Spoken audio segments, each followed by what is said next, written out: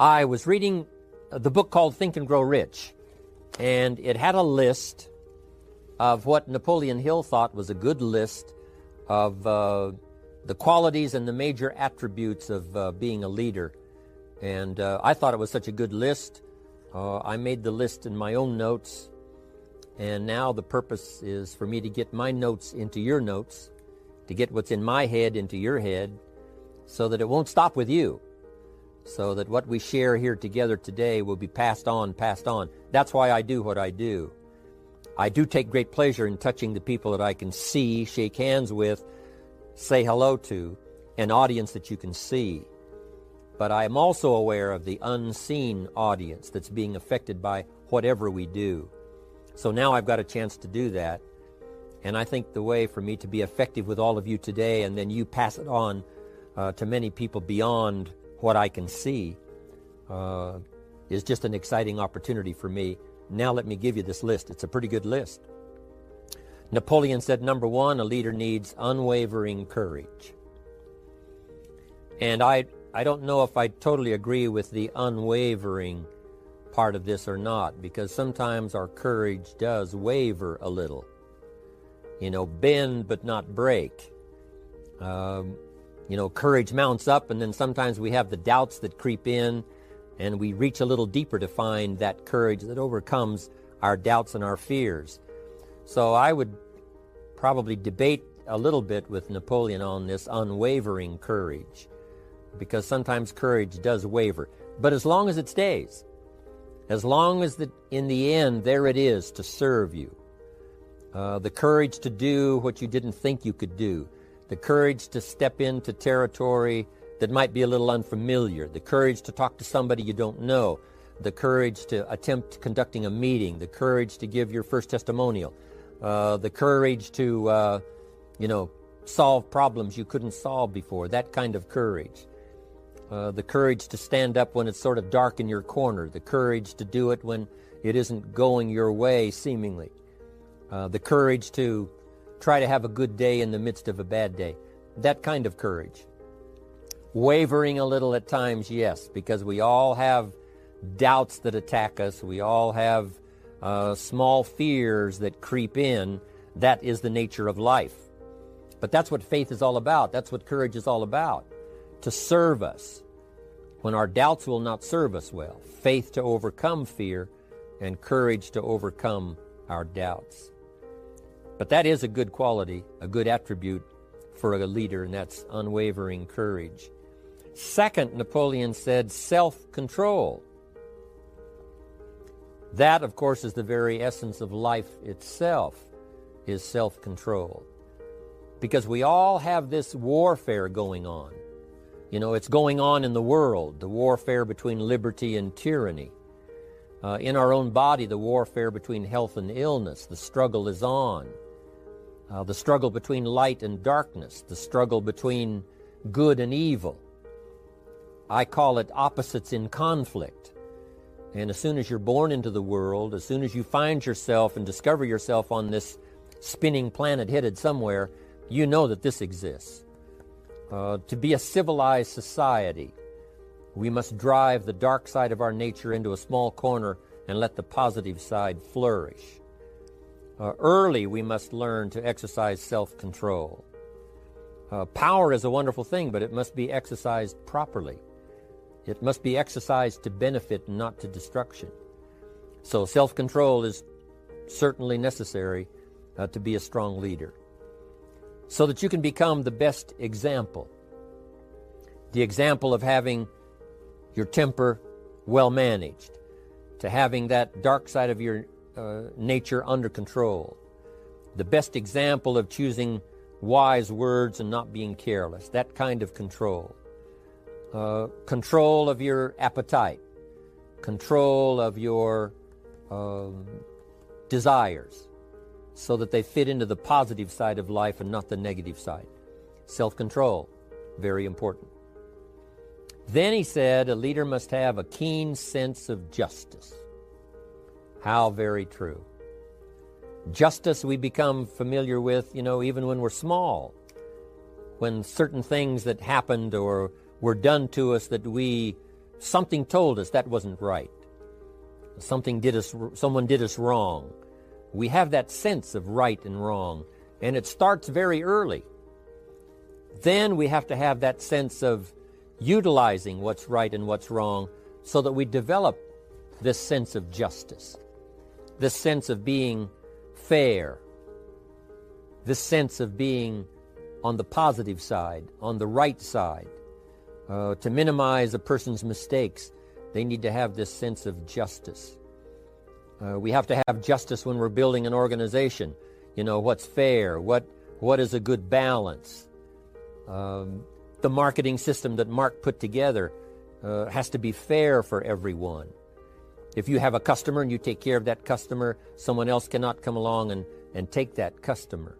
The same is true with the distributor. Certain rules and regulations so that all of us have a chance to fit within this framework of fairness, justice, and what's right. Otherwise, enterprise cannot work.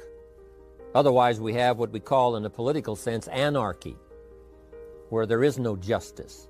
When might is the order of the day, power is the order of the day, not the law, not the rule, not what's right, but power. And we would all dismiss that. It's been a catastrophe in the last 6,000 years, the governments that resorted to power instead of democracy, that resorted to intimidation instead of freedom. And we all know the terrible toll that takes. But it takes a toll not only politically in a country or politically around the world, but it takes a toll even in enterprise. It takes a toll in school if a teacher is unfair. It takes a toll in working on a team where someone is unfair or where the leadership is not fair in the administration of justice. So this is true, a keen sense of justice and what's fair and what's right. Part of this we have to learn as we go. You know, you don't have it all the first year. You haven't got it all the second year, the third year. After all the years that I've, been around, both as a human being and as a business person, we're still, even at these years, trying to decide what's best, what's fair, what's right, to give balance to our life and to build on a firm foundation for the future. So I agree with Napoleon. Good idea. A sense of justice. Here's another one, he said. Definiteness of decision. Indecision is the thief of opportunity. If you don't decide, the opportunity could slip away. If you don't decide what you're going to do today, the day could get away and you're not very effective. I talked about in my recent travels about time management. And here's one of the best ideas of time management. Don't start the day until you have it finished.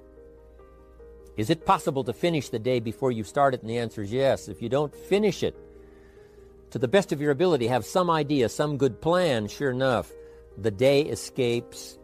And in the morning you say, let's see, what should I do now? In the afternoon you say, hey, time's getting away from me, what should I do now?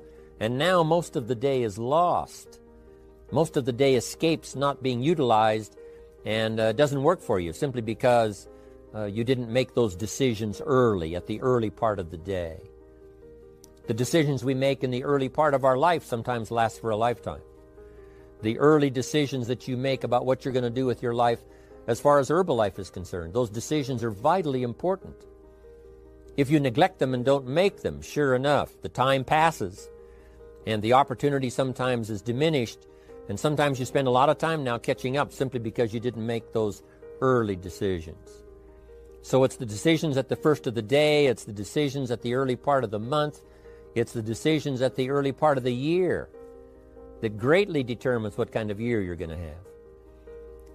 The decisions you make in the early days of your marriage, sometimes those are the decisions that affect the marriage for a lifetime. The decisions you make at the first chance you see opportunity, those decisions, what you're going to do with it, how far you're going to take it, what it's going to be meaning to you in the years to come. Those early decisions are vitally important. Then we need decisions to correct poor decisions, to overcome our mistakes. It's possible, of course, for all of us to make unwise decisions. And at the end of 1 year, at the end of 1 week, 1 month, or at the end of a few years, we say, that decision cost me too much. Cost me a lot of time, cost me a lot of money, cost me maybe a good relationship, cost me a chance to be productive. But as long as you're alive, there's still a chance to use new decision power to correct the mistakes of decisions that were bad in the past. All of us have the opportunity to do that, but I think Napoleon was right here too. You got to be definite in making decisions so that the opportunity doesn't pass you by. Take advantage. Here's the next one. Napoleon Hill said, a good leader has definite plans. How important that is. And of all the years, I think, to cash in on Herbalife's momentum and make some plans for the future, this has got to be one of the greatest years. Herbalife in these 18 years now has created some incredible momentum, not only in opening up the countries, but momentum in the refinement of our marketing, momentum in developing new products, momentum in developing our support system. The key is now for you to make plans to ride on that momentum. Herbalife is like the tide that comes in, and the rising tide lifts all the ships, if they're in the water. If your ship and your boat is not in the water, even though the tide comes in that would lift all the ships, if yours is not in the water, then it doesn't benefit you. So here's what you should do. Have the same intensity to make your plans for the future as Mark Hughes has. As the President's Team, Chairman's Club especially, make the plans for the Herbalife Company future, you've got to now make your plans. Don't let this momentum pass you by. Don't let this momentum go uncashed in on. Don't let it be like a lost cause for you.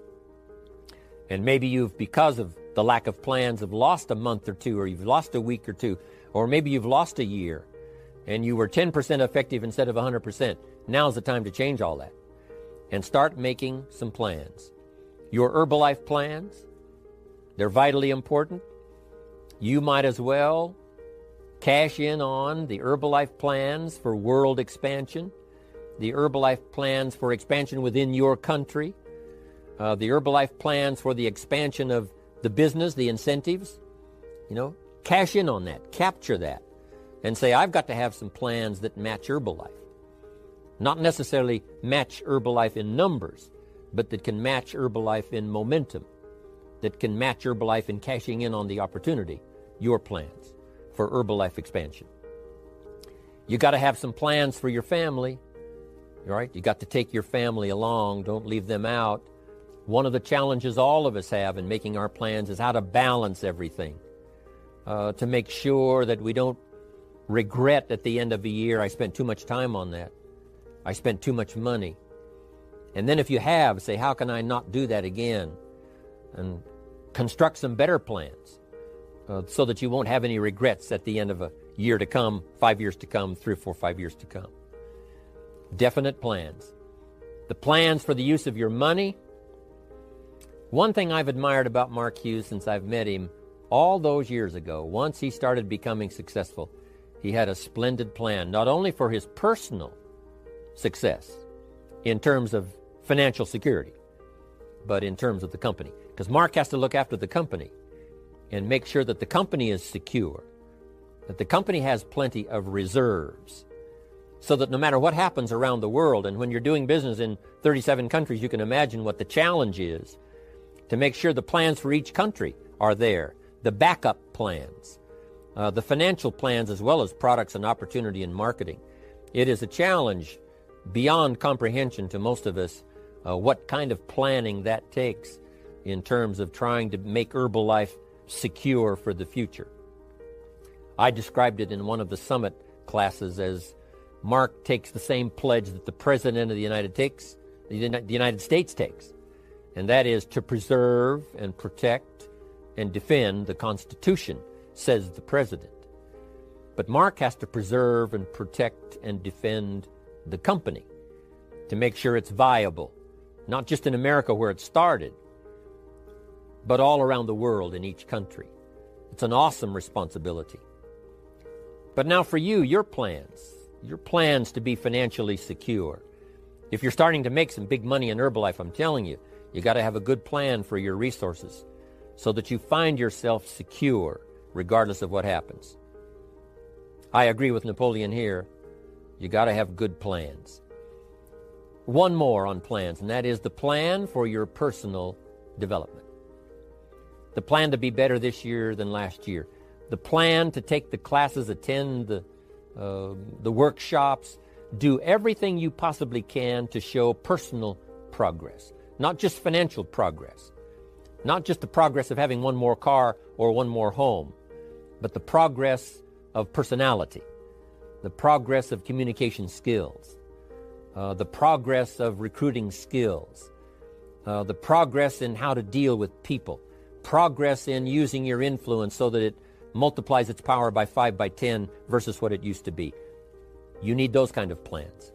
A plan for personal growth, personal development, a plan to be all that you can possibly be in the years to come as you develop your Herbalife business and your life business and your family business, all of that. Got to have good plans. Next, Napoleon Hill had a good saying. It was something my father had and passed it on to me as a good philosophy. And here's what he said. A good leader has the habit of doing more than what he gets paid for. What an incredible philosophy this is. The habit of doing more than you get paid for. It's what we call the service that you put out like seeds in the ground that doesn't bring the harvest immediately, but the harvest is yet to come. It's called like putting out the capital in capitalism. Doing more than you get paid for means that you're getting ready for the next move up. Because if you do more than you get paid for, you've made an investment. The average person might think if I do more than the company requires, then they're ripping me off. I'm not getting paid for that extra time, that extra attention. But you must not view it that way. You must say, I'm getting there a little earlier, staying a little later, as an investment in my own personal future. Because I want that kind of reputation. I want that kind of philosophy to work in my life. Do more than you get paid for. And this philosophy works incredibly well in Herbalife. You make the Herbalife sale of the Herbalife products. Now you must do more than you've gotten paid for. Right? They've got the product, you've got the money. But you can't stop your investment there. Now you must develop the investment in time, effort, and energy in turning that new customer into a testimonial. And sometimes that's the most difficult work, the work after the sale. Because the sale might be fairly easy. Someone says, hey, I've been looking for this product, I need it, here's my money. But now you've got to stay with them, make sure they don't just buy the product, but that they use the product. And that they don't just use the product, they keep using the product. That's the work after the sale. But if you learn to make that kind of an investment and do more than you get immediately paid for, the payoff in the future can be fantastic. Because as we all know in Herbalife, what really pays off is not a sale of the product. What really pays off is a testimonial. A testimonial that gives you more sales than you can keep up with. A testimonial that takes you places you could never go by yourself, introduces you to people you'd never see on your own. That kind of investment is so powerful. So you do more than you get paid for up front. It's happened for me, making the investment. When I first started lecturing 36 years ago, I talked to high school classes, college classes, service clubs, and I gave it all away. I went and talked for free. Someone said, Mr. Rohn, would you come and do this breakfast talk? I said, sure. Could you do this luncheon talk for this service club? I said, of course. And all of that in the beginning was for free. Primarily because I'd made my fortune. I didn't need the money, but I did it for free. But look what it's made for me by giving that kind of service in those early days. And finally it led to business and led to an enterprise. And I was giving the seminar all those years ago here in Los Angeles, and Mark Hughes was in my audience. So what you don't get paid for, don't worry about that.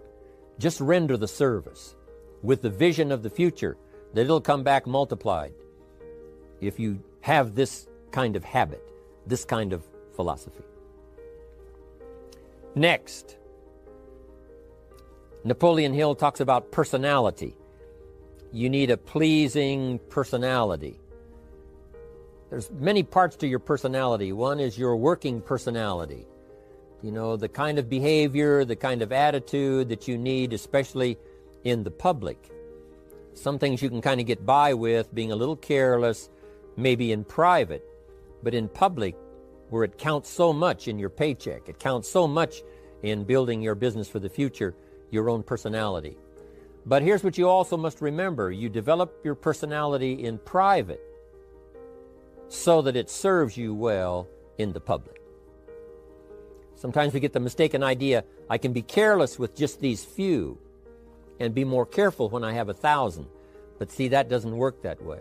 Careless with a few, sure enough, that will creep into your presentation for 1,000 people. Here's the best practice, and the Herbalife opportunity in our marketing systems gives you the best chance to do that. The influence you have one-on-one, that's what really counts. You say, well, I'm only talking to 2 people, it doesn't matter much. That's when it really matters. Because if you'll practice well there, using your personality, using your influence, to get someone's attention, to get them to listen, to get them to participate, the kind of personality that someone says, I'd like to be around this person. They're unusual. They're not like the average person I meet on my everyday experience. That kind of personality. But you've got to practice it behind the scenes. You've got to practice it one-on-one.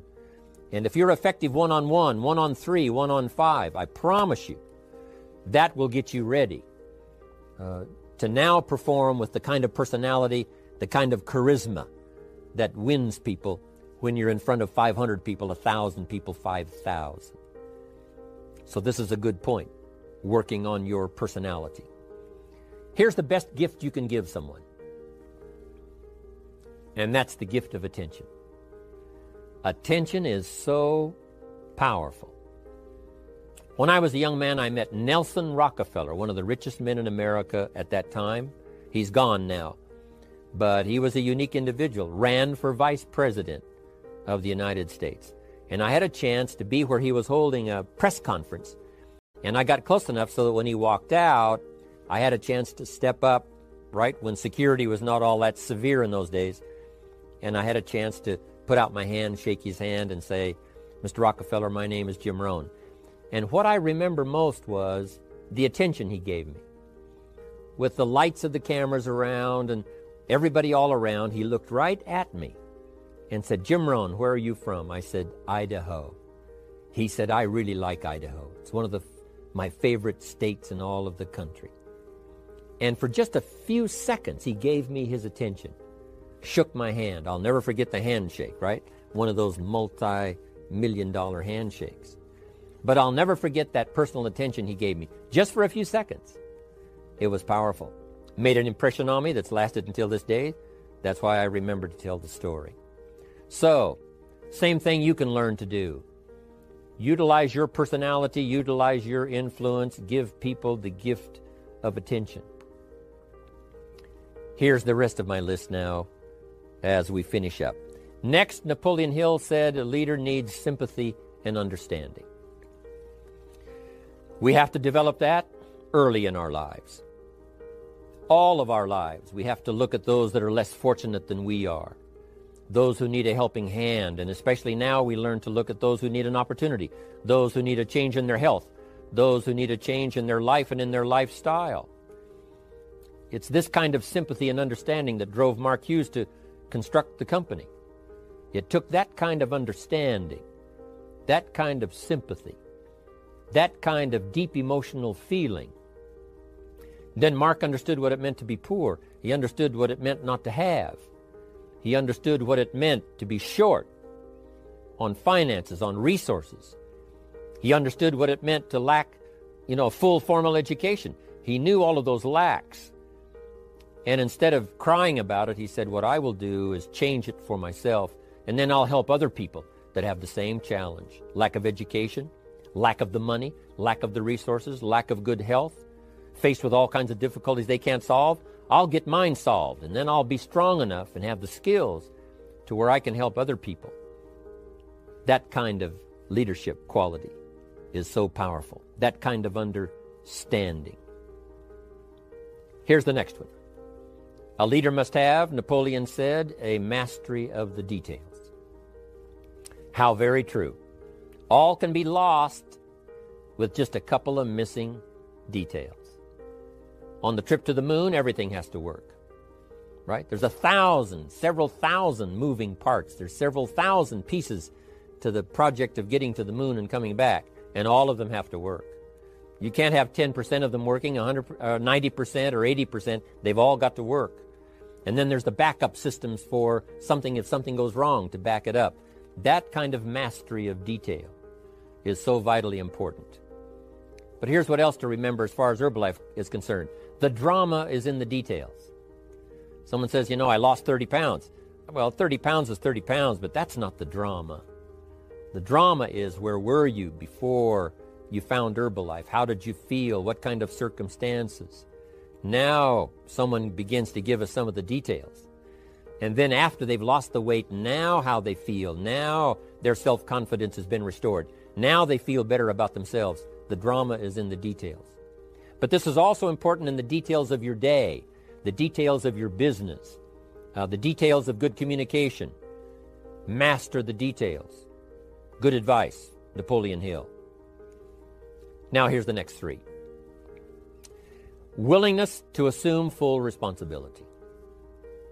All of us have been taught that, especially these Herbalife years, to take full 100% responsibility. Mark Hughes says, what happened to me might not have been my responsibility, but what I do about it is my full responsibility. I've had some people did me wrong. In his first couple of business experiences, he was done wrong. Some people ran off with the money. He was left holding the bag. But he said, that's what happened. And I was not responsible for what happened. But I am responsible for saying to myself, now, what am I going to do about what's happened? If a hailstorm destroys the farmer's crop, he wasn't responsible for that. But his responsibility now begins when the hailstorm is over, when he asks the question of himself, what should I do now? Now that this catastrophe is over, now that the damage is done, now what should I do about it? And a philosophy I've taught all these years, it's not what happens to you that determines your future. It's what you do about what happens that determines your future. And this is a major part of it, accepting full responsibility. If you've got an organization, you're conducting meetings, and you're the leader, the responsibility ends with you. Someone else may mess up, make some mistakes, still your responsibility. Some things over which you have no control, understandable. But what you do about it now, how you fix it, the diplomacy you use, the strategy you use, that's the kind of responsibility now that depends on you. Also, you've got to be responsible for your future. Nobody's going to fix it. No one else is going to design it. No one else is going to come along and say, hey, I will make sure it all works well for you. You've got to take all the input. You've got to take all the testimonials, all the teaching, all the training, all the influence. Then you've got to have the responsibility of designing your life. You can design a life of prosperity, or you can design a life just to coast and get by. The responsibility belongs to you. Now here's the last two. Next is cooperation. One of the great things we learn in Herbalife is how to cooperate so that we take advantage of each other's ideas, we take advantage of each other's input, we take advantage of each other's enthusiasm, we take advantage of each other's testimonial, and we take advantage of each other's willingness to grow. That kind of cooperation has built Herbalife. In those early days, Mark got the group together. Jerry Shatanovich, Doug Stuntz, the rest, and made some plans to cooperate. Said, no telling what kind of powerful meetings we can have if we work together. No telling how many people we can affect, even right away, if we work together. You do this part, you do this part, I'll do this part, we'll make it work together, and we'll get the ball rolling. There's an ancient phrase that says, if two or three agree, nothing is impossible. If they agree on the same project, if they agree on the same vision, if they agree on how to get there, I'm telling you, nothing is impossible. Nothing can stand in their way. Just two or three. What's exciting about Herbalife is now we have more than two or three. The president's team now is well populated. Even the chairman's club is growing. The millionaire team is awesome in its numbers as well as in its power. And the cooperation between all of us on the tabulator teams, as distributors, home office, support staff, 15th floor, wherever we come from. If we cooperate, there's nothing we can't do. There isn't anyone we can't touch. There is no country we can't finally get to with this incredible story. Cooperation. That's why I'm here, wanting to do my part, HBN, send out some ideas, give you some notes to take, something to think about and ponder, something to talk about with the people that you associate with and are building your business. That kind of cooperation is going to make this a powerful year. It'll get us to the 2 billion, 3 billion, 5 billion. But it'll get us to much more than just those numbers. It'll get us to a place of honor, respect, prestige, influence, feeling good about ourselves for the hard work that we're doing, cooperating with each other. I want to cooperate with you, helping build your business. All of us cooperate with the support system of Herbalife. We're on our way. We will have the billions. We'll have the stories. We'll have the experiences. Now here's the last one. Napoleon Hill said, a major attribute of leadership is vision. Vision is in many parts. One, a vision for your own course to follow. A vision for you, for yourself. A vision for your financial future. A vision for your health. A vision for your wealth. A vision for you to latch onto and make something out of. A vision for your family. Because vision must now lift others as well as ourselves. Guess what our family is counting on? That we'll be able to see things that at first they cannot see. That we'll be able to look further into the future than perhaps they will be able to look. The same is true with your organization, the people that are around you. They're counting on your vision. Perhaps you've been there a little longer than they have. Maybe you've been there a lot longer than they have. And they will look to you to help them see things that they can't see in the beginning. And if you will do that, develop that attribute of leadership, I'm telling you, you'll have such a dramatic effect on your organization, it will be unbelievable. A vision for yourself, a vision for your family, a vision for your organization, a vision for the people that you're close to. The old prophet said, without vision, we die. We perish. Unless we can see into the future, life loses its meaning. Unless we can look further than just where we are at the moment, then we have no reason for faith, no reason for activity. But if we'll develop this skill, beyond any other skill, I'm telling you, it will help us touch people because they'll want to be around us because we have this look into the future. Not only the short-range vision of what we're going to do this week, this month, this year, but the long-range vision like Mark has, taking us to the 5 billion. You can have a vision that will take your organization into the future and bless everybody with success.